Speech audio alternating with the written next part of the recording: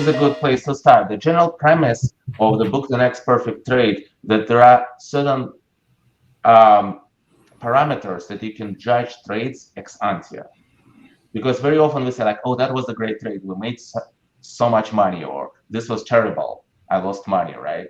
But how do we actually go through the trade selection process has to happen before you know the outcome.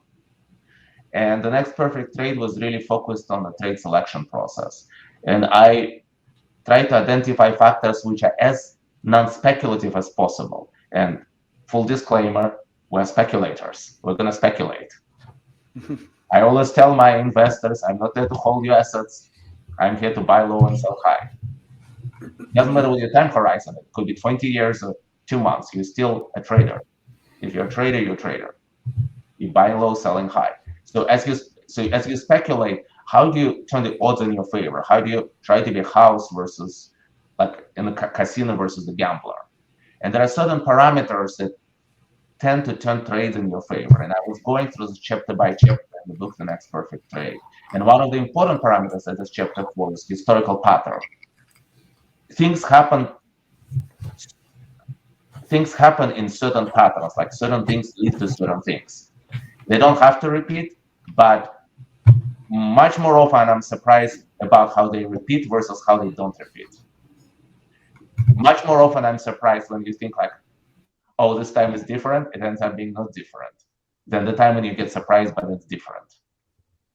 And both surprises happen, but so what I find is that the odds are very strongly skewed when you observe. This is just one chapter out of like 15 chapters in the book, right? I'm just clear.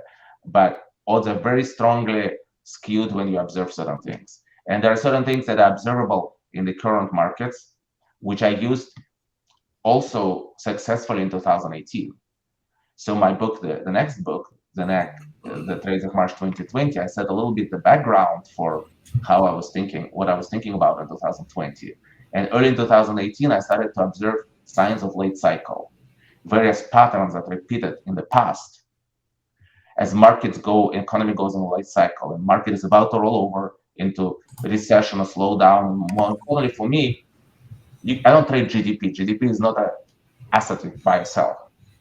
I generally care about what happens to interest rates more than anything. I come from a background of interest rates. For me, that's bread and butter.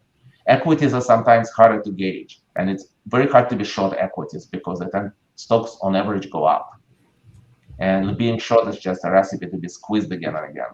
But fixed income has been good because you can just say like, okay, what kind of things show that interest rates are about to go down? And I saw a lot of that while Fed was still hiking in 2018. I saw a lot of that indicators.